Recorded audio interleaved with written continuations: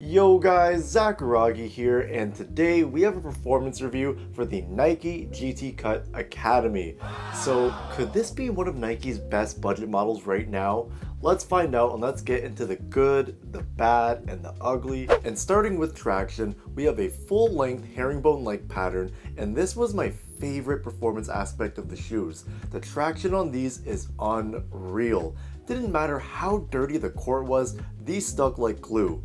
I hardly even wiped off any dust while playing with them, and I didn't take these outdoors, but I've heard that these are a decent option. But I wasn't expecting the traction on these to be as elite as they are, especially given the fact that the pattern here is more or less the same thing as the Nike GT Cut 3. I think the main difference here, which made these better, is that this shoe uses the solid rubber outsole, whereas the GT Cut 3 used a translucent outsole, which picks up more dust and causes you to slip and slide more. So this guy doesn't pick up nearly as much dust and was able to just consistently grip through the dust, which was great. Now when it comes to cushioning, I thought it was solid for a budget model, and myself as a smaller guard, it was borderline good enough for me. The foam used is more on the firm side and sits low to the ground, so you're getting a responsive setup with amazing court feel, and there is a bottom-loaded zoom unit within the forefoot. And I know a lot of people out there didn't really notice the zoom unit in the forefoot or couldn't really feel it at all. For me personally, I noticed it, and I guess I'm one of the few people out there that did, but that zoom unit really did help in giving the shoe some better impact protection in this forefoot area here. So all in all, this cushion setup is definitely more catered towards like smaller guards and lighter players in general. So if you are someone that needs more cushion, I wouldn't exactly recommend the shoe to you. If you do want to enhance the cushion within the shoe, obviously switching out the insole is a great option. For me personally, I switched it out for a move insole, and it did make the shoes feel a little bit better. So if you were deciding between this shoe and the GT Cut 3 and cushion was the deciding factor, definitely go with the GT Cut 3 because ZoomX foam is definitely much better than what we have going on here. Moving on to the materials, they're pretty standard. So we have a mesh upper with plastic fused overlays on high wear areas. They do feel a little bit on the cheap side, which is to be expected being that these are a budget model, but they do get the job done because the mesh still feels strong enough that it holds and contains my foot into place. Good thing about these is that they don't require any break in time. They're good to go right out the box, and the materials are actually pretty lightweight as well, so you kind of forget that you have them on feet while you're playing in them. And another bonus about the materials is that there is some decent padding within this collar area right here, as well as the tongue, and it does make the shoes feel more comfortable on foot. So despite the materials being a little bit more on the cheaper side, they still function well and are durable enough and get the job done for when you're hooping in them. So the lockdown on the shoe was fantastic. I have no complaints at all. I got a secure feeling from these every time I laced up, and the padding within the shoe did a nice job of hugging my foot as well.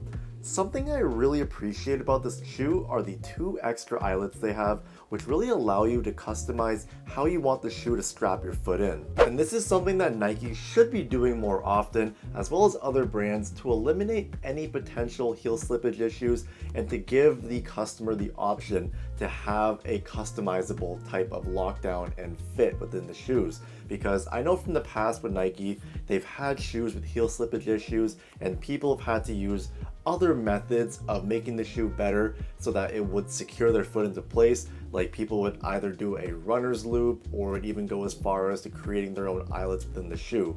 So something that's so simple like this is just something that Nike should be considering for every basketball shoe or any type of performance shoe that they make. Support wise, you get the bare minimum, but it still worked well for me. Since the midsole is more on the firm side, it makes up for the lack of any sort of shank plate, so the shoes have decent torsional support. And if you wanted to add more torsional support to the shoes, adding in a move insole or really any type of insole with a stiff shank plate would really help in doing that. So when it comes to the heel counter, it is nice and sturdy, so heel containment wasn't an issue. And initially when I got the shoes, I thought I was gonna have some lateral containment issues just because I'm not really sitting within this midsole as much as I'd like to. But these black parts of the outsole come up a bit higher on both sides, Plus, there's an exaggerated outrigger giving the shoes a bit more of a wider base, which also helped with the stability and ultimately did the job in giving the shoes good lateral containment. For fit and sizing, these are really snug, especially around the midfoot area, and they do run narrow, so I actually ended up going a half size up from what I normally get in Nike shoes, because I found the fit to be a little too suffocating going true to size. But if you're someone that likes to have a one-to-one fit like that, then going true to size would work best. And if you are a wide footer, you definitely should go a half size up, but obviously try these on in store if you ever get the chance to. But overall guys, these are actually one of my favorite shoes from Nike that I've reviewed so far this year, and it really goes to show that sometimes less is more.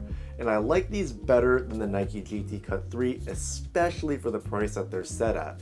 So comment down below and let me know what you think about these shoes. If you have any questions whatsoever, comment them down below and I'll try my best to get back to you. And if you've played in these before, share experience with everyone down below. But at that point in the video guys, it's time for hashtag Zakuragi, what you rockin'. So for today, another shoe that I'm wear testing, here is another banger from Nike, the Nike KD 17.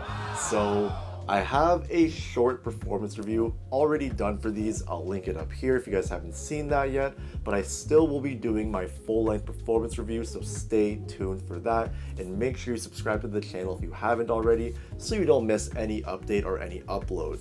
But that is it for today guys. I appreciate you all for watching so much. I'm signing out.